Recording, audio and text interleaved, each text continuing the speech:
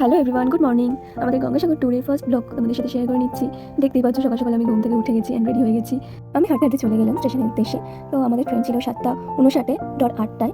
তো কালকে তো সারা ঘুম হয়নি, যথারীতি একটা এক্সাইটমেন্ট থাকে ঘুরতে যাওয়ার আগের দিন। ট্রিপটাতে আমি খুব কনফিউজ ছিলাম যে যাবো কি যাবো না।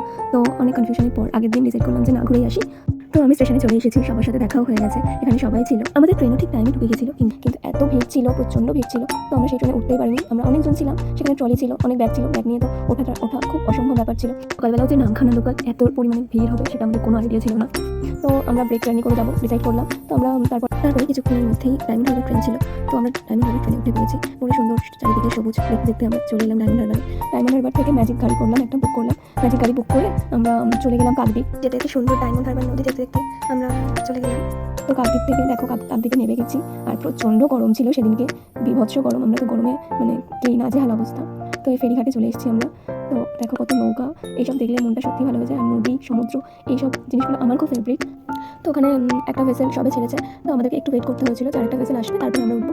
তো আরেকটা ভেসেল আসলো, তারপর আমরা যথারীতি উঠে গেছি। তো এখানে কি সুন্দর পাখিগুলো, কি কিউট দেখতে, পাখিগুলো উঠছিল ভেসেলগুলোর সাথে সাথে, ওরা উঠছিল। আর লোকজন ভেসেল থেকে খাবার দিচ্ছিল, ওরা খাচ্ছিল। কি সুন্দর ওরা ভেসে, মানে জলে ভেসে ভেসে আমাদের সাথেই যাচ্ছিল। তো তারপরে একটা সময় পর আমিও খাবার দিলাম ওদেরকে। তো ওরা কি সুন্দর ক্যাচ করে নিচ্ছিল খাবারগুলো আবার। তো কি সুন্দর এইসব দেখতে দেখতে আমরা পৌঁছে গেলাম গঙ্গাসাগর। আমরা নেমে গেছি, নেমে দেখতেই পাচ্ছ ঘাটটা কি সুন্দর। তারপরে এখান থেকেও অনেকটা, সাগরে যেতে গেলে অনেকটাই গাড়ি করে যেতে হয়। তো আবার আমরা বুক করে নিয়েছি একটা ম্যাজিক গাড়ি। তো এখানে সবাই মিলে চলে যাচ্ছি। আমরা এতজন ছিলাম যে একটা গাড়ি হলে আমাদের হয়ে যাচ্ছিল। আমরা এত ব্রেক টাইম করেছি, আমাদের তো শরীরের অবস্থা খুব খারাপ হয়ে গেছে। মনে হচ্ছে যে কখন গিয়ে একটু রেস্ট নেব, আর পাচ্ছি না, মনে হচ্ছে কখন যাবো হোটেলে। এইভাবেই আমরা চলে আসলাম, প্রায় 1 ঘন্টার বেশি লেগেছিল আমাদের আসতে। তো তারপর আমরা ভারত সেবাশ্রমে এসেছিলাম রুম দেখতে। তো সেখানে রুম তো পাওয়া যায়নি, আমাদের রুম পেতে প্রচণ্ড প্রবলেম হচ্ছিল, কারণ রুম পাওয়াই যাচ্ছিল না। তো তারপরে ফাইনালি আমরা একটা রুম পেয়েছিলাম। তো তারপর আর ভিডিও ক্লিপ নেওয়ার আর এনার্জি ছিল না। তারপর আমরা একটু খাওয়া দাওয়া করে রেস্ট নিয়ে বিকেলে আমরা কী কী করলাম না করলাম সেটা দেখতে হলে ওয়েট করতে হবে পার্ট 2 এর জন্য। তো টাটা সবাইকে, পার্ট 2 নিয়ে আসবো খুব শীঘ্রই। বাই।